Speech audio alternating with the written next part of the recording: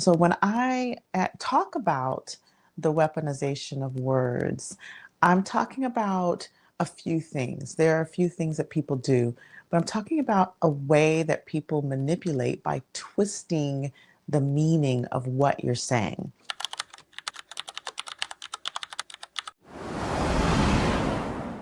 Welcome back to another week here on Behind Beliefs and Behaviors. I'm your host, and as always, I am very grateful to be here with you another week. If you are new to the podcast, welcome. I invite you to go ahead and hit the subscribe button on your podcast so that you don't miss an episode. Today, I've been thinking about this topic for weeks actually, and it has taken me a while to synthesize exactly how I wanted to really create this topic of manipulation and the weaponization of words. And so, what we're going to talk about today are the ways that people manipulate through the weaponization of words, what that actually means, and what are some ways that you can actually navigate and deal with that. So when I talk about the weaponization of words, I'm talking about a few things. There are a few things that people do, but I'm talking about a way that people manipulate by twisting the meaning of what you're saying. And I'm going to talk about a few different ways that people do this, and you probably can locate a person in your life that you have either experienced this with before, you may be experiencing it now, but these are the most common ways that stand out for me as a way that people can weaponize words. We can see this on an individual level, but we can also see this on a societal level as well. On an individual level, what it can look like are a few things. It can look like someone overtly taking something that you say and actually assigning a different meaning. That is, they interpret it a completely different way. Now, whether they interpret it that way intentionally as a form of manipulation, or whether it's sort of a background cognitive bias, that a filter that your words go through that have them twisted, we don't always know that information. But with people who specifically, we talk about emotional abuse or psychological abuse, these people actually intentionally twist words. I listened to this podcast with my son called Smash Boom Best. It's a debate podcast, and I love this podcast. It is a kids show, and I listen to a lot of kids podcasts with my son, but this is specifically a show where they debate topics. To adult podcasters or entertainers or artists or actors will come on and they will debate things like peanut butter or jelly or pizza or cake or dolphins or whales, or they'll do very cute debate styles, but the intention is to actually make us laugh as a family, but to teach debate techniques. And there is a segment called logical fallacies. And there are a ton of logical fallacies. One logical fallacy is when someone takes your word, it's called a slippery slope fallacy. They take something you say and catastrophize it, make it mean something completely different. Let's say, for example, I say to my son, you need to take a shower. And my son says, so you're saying I'm a dirty person? That's a slippery slope fallacy. He took, you need to take a shower with, and rolled it into, so you're saying, there are a couple of iterations that came between then, but it ended up, so you say I'm a dirty person, so you say I'm a bad person.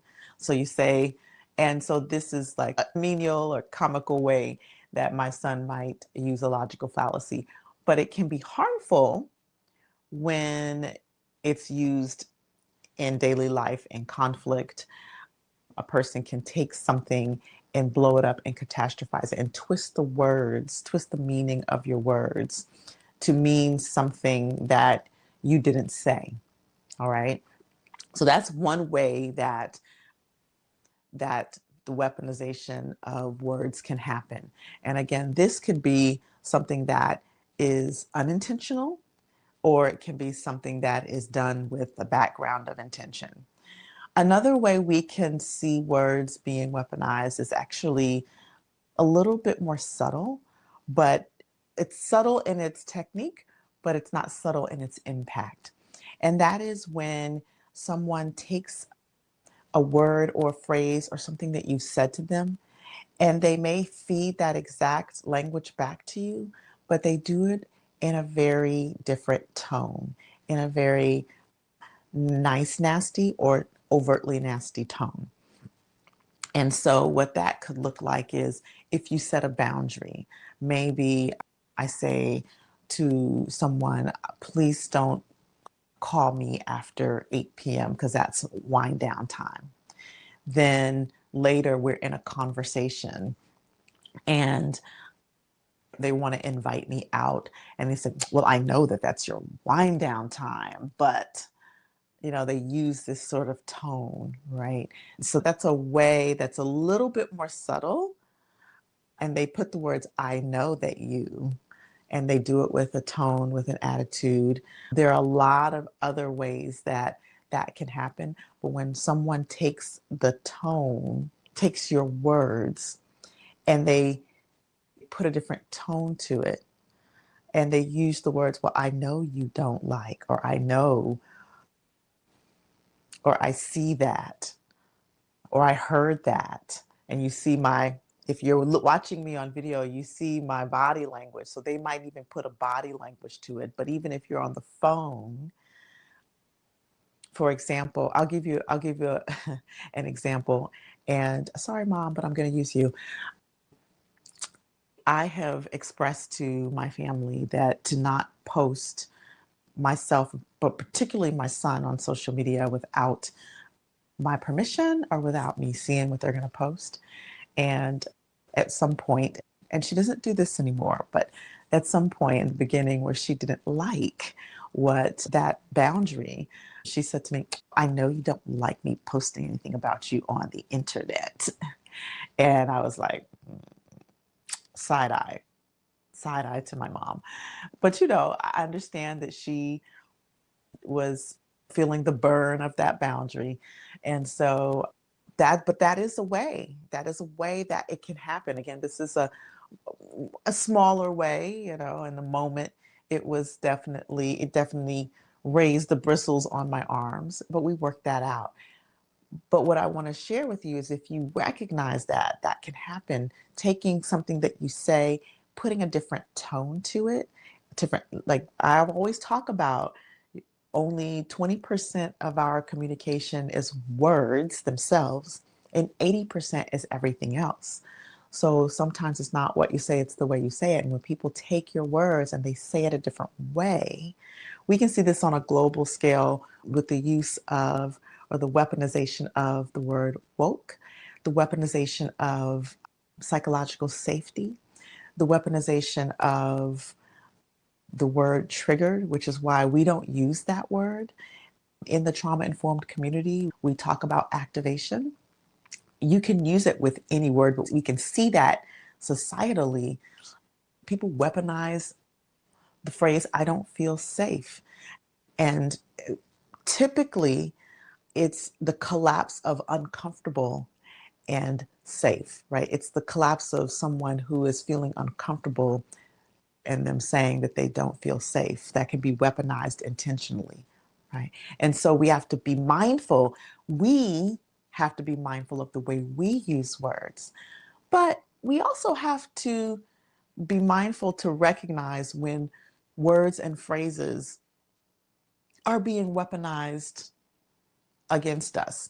Oftentimes, we feel it in our body before we process it in our brain. Now, I often talk about this mind body connection, and we know that, trauma, it lands in the body and is processed in the body oftentimes before it is processed in the brain, right? And so when we're speaking with someone, or when we set a boundary with someone and then they later come back and they say something a particular way, and we feel it in our body first, and sometimes you'll feel it in your chest, sometimes you'll feel it in your gut, sometimes you feel it all over. Something just feels off, like you don't even know, you can't even put your finger on it, but the way it's said just hits you a particular way, and you're like, is it me, or did I feel this kind of way? Or did this feel a little off? And sometimes you have to go and consult your friends about it. I know I have had to go to my biz bestie, shout out to Dr. Nicole, and say, someone said this to me this way. Am I being too sensitive? And this is another thing that happens when people subtly weaponize words or phrases or your expressions or your boundaries against you. It often makes you feel like you've done something wrong. And so it's a way that people can turn things around on you, right? Like the feeling of being gaslit or invalidated. And so that's what it feels like on the receiving end of words being weaponized. And so I wanted to sort of create the world of what it looks like, what it could sound like. And I've only talked about a few ways, right? The weaponization of specific words, taking the word and using it in a different context, feeling unsafe or like woke or like psychological safety or like, all of these different things. This is another way that people do that. And it's a way that we can see it more in a global sense happening. So these are the ways that we can recognize when words or phrases or terms are being used as a weapon to harm us, whether it's being used intentionally or whether it's happening unconsciously from the other person as a defense mechanism, as a form of defensiveness and self-protectiveness. So we have to understand that for some people doing this, they're not actually aware that they're doing it. They're emoting and they are self-protecting. And then there are some people who absolutely know that they're doing it. And I can't say what the difference is. You have to interact with that person. So moving into that space, if you are on the receiving end, so we have to be mindful of being on the perpetrating end. Absolutely. I am part of the remap framework is accountability, acknowledgement and accountability. That's the A. And it's also, recognition and reflection. So we got the recognition and the reflection. We have the emotional awareness, flexibility and courage. We have the modeling, the mirroring, and the mending, the acknowledgement, the adaptability and the accountability, and then practicing progress over perfection, right? So this is the remap framework. So a big part of that is our own recognition and reflection of where we may be on the perpetrating end of using our words and harming others, and being able to acknowledge and be accountable for when that happens. So I never want to leave open the door for us to say, oh, well, that's just them over there. We always have to look at ourselves. However, we can also notice when we're on the receiving end. And so when we are on the receiving end, the first thing to do is to recognize it. And sometimes we recognize it, as I said earlier, in our body. It hits us a certain way, or we feel the gut punch, or we feel this sort of like flutter in the heart, or maybe like a lump in the throat, or maybe like just like a slight confusion, like what just happened, right? So these are the ways that our body can process things before our brain knows what's going on. And when that happens, then we can step back and reflect for a moment. Now we can step back and reflect, meaning step away from the conversation, reflect, and come back later. Or we could just take a mental pause and just think to yourself, did I just hear what I hear, right? Do you want to ask that? Then we can also like become aware of like, well, what's happening emotionally in my body as a result of that? and have the courage to say what's there. And how that sounds for me, it sounds different for everyone. But how that sounds for me is that hit me. The way that you said that, or what you said, that kind of hit me a sort of way. And if I don't know in the moment what the feeling is, what the emotion is, I won't pretend to know. I will just say, you know what, that rubbed me the wrong way, or that hit me some kind of way, or I feel some kind of way about you saying it like that. So that's the emotional awareness. And look, acknowledging I am a conflict averse person in recovery. I do not like conflict. So it takes something. It takes the courage to be able to speak in the moment and to name it. That's part of the acknowledgement, like to name this thing that you said didn't work. There's a phrase that I heard from a creator on Instagram, and I wish I could remember who this creator was because I would love to give them credit, but it was in a sketch skit. And the person said, "Don't hear what I didn't say. Don't hear what I didn't say." And I love that phrase. And in fact, I have begun to say that to my son sometimes because I have an 11-year-old who's giving me preteen energy, and he does like to take what I say and run with it. And so sometimes I'll be giving him some feedback on something, on his preteen responses, or maybe even like you say, he needs to go take a shower, or whatever it is, right? And he'll say, "Mommy, are you saying?" And then he'll take it like 10 steps down the road. Big old slippery slope logical fallacy. And so I've started to say, "Don't hear what I didn't say." Now, depending on your level of rapport with the person that you're speaking with, you can either be that direct, "Hey, don't hear what I didn't say." And remember, tone is everything. "Hey, don't hear what I didn't say now." Or you can reframe that phrase and say, "You heard something I didn't say. You heard something that I didn't say. Here's what I actually said." And you can also just acknowledge, like, "I feel some kind of way about what you said. You heard something I didn't say," especially when they take something and make it mean completely something different, right? Or you can say, you can be very direct and say, "Please don't use my words against me. Please do not use my words against me. I expressed that to you in a moment of vulnerability.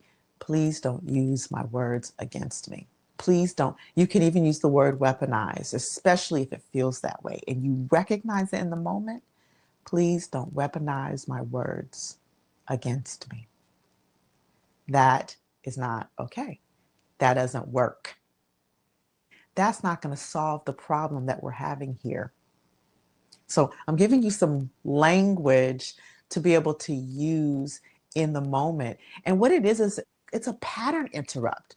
It's a way to like stop the action that's happening and really jar the person into awareness.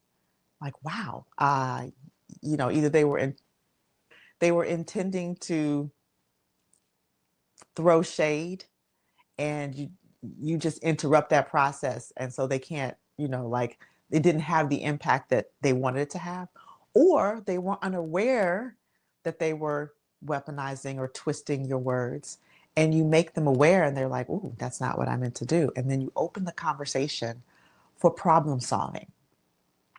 Okay, these are just a couple of phrases that you can use when you hear when someone takes your words and then goes 10 steps down the road, when someone takes your words and then twists them and weaponizes them against you, when someone uses a tone, you can say, "What was that tone?" You could just ask the question, "What was that tone? That was interesting." You don't even like when you were basically what you're doing is you're holding up the mirror. What was that tone? Please don't weaponize my words against me. Please don't hear what I didn't say. Holding up the mirror. You heard something I didn't say. And the point of all of this is to pattern interrupt, but then to open the conversation into what's really going on underneath so that you can engage into some problem solving. Now, understand this may not always happen in that very moment, depending on what type of personality you hold. For me, sometimes, and depending on actually who you're speaking with as well, sometimes it hits you in a way that feels re-traumatizing if you have had that happen in the past. And so you might not have the words in the moment. You might just feel it. You might go away, you might process it, you might consult a friend, a trusted friend, and then you might come back and say, hey, we were in a conversation and this happened. And this is how I felt about it. I felt that you were weaponizing my words, or I felt that you heard something I didn't say, or I felt like you created a whole new meaning that wasn't the meaning of what I said in the first place. And so you might need to pull away. That oftentimes is me. Again, it depends on who you're speaking with. If you have a deep level of comfort with that person, so like when me and my mom are in conversation, oftentimes we have a level of understanding and comfort with one another that I can say, oh no, don't do that, mommy. Right? In the with all due respect, right? No, we're not going to do that. I love you, and we're not going to do that. And so this is a way, depending on who you're speaking with, that you can interrupt that pattern, or you could step away, process your own emotions about it, take care of yourself. Again, if it hits you and you feel like the sting, and when you feel that depth of emotion, it sometimes takes away your words. I know that that's very familiar for me. Then that may not be the time to speak. It may be the time to step away and process. And if also you are the kind of person who, when you feel that emotion, you tend to go into fight mode, that also may be the time to pause and step away and process for a moment and then come back and use the language that we've talked about. If you are a person that tends to avoid and suppress, this is the time to exercise that courage, whether it's in the moment courage or whether it's I come back to you later and I say, look, we need to talk about this because it didn't work, right? That communication did not work for me. And always remember, excuse me, always remember that this stuff may not look pretty in the beginning. That's why we practice progress over perfection, right? In the beginning, it may be clunky, it may be messy, it may be uncomfortable. And we practice progress, we practice courage, because that's the way we build capacity and we build the skill to be able to do this on a regular basis when we need to. And sometimes when we're in the public arena, when we're in meetings and we're able to do this with skill from a place of respect, we actually give people voice that and give people permission to say, wow, I didn't know that I could do that, right? We give people who don't have a voice, and we model how to effectively interrupt harmful communication patterns, abusive communication patterns, unworkable communication patterns. So this is what I want to give you today. And I invite you to go and to practice. This is the kind of stuff that in my communication that transforms course that we go more deeply into. In the cohorts that I run with organizations, that we go more deeply into. How do you navigate challenging communication circumstances with ease, with respect, in a trauma-informed manner, right? This is the kind of work that I do one-on-one when I coach my clients. executives and leaders and clinicians. And so if you want to know more about that, you know how you can reach out to me through the platform. You can go to my website, mindremappingacademy.com, and or you can just contact me on whatever platform that you're listening to. Happy to speak with you. But what I would like for you to do mostly is to go out and practice. And I want you to share this episode. Share it with a friend, share it with a family, share it with a colleague, share it with someone in your community, because this is the kind of skill building we absolutely need at this point, at this juncture of where we are, right? And so, in order to build capacity, we must share these skills and share this information. And feel free in the comments to let me know your thoughts. Let me know how it went when you practiced. And again, if you have not already subscribed and you found this episode valuable, go ahead and make sure you subscribe on your platform, because these are the types of things we talk about, both with me on our solo episodes and with my esteemed, lovely guests that we also bring on.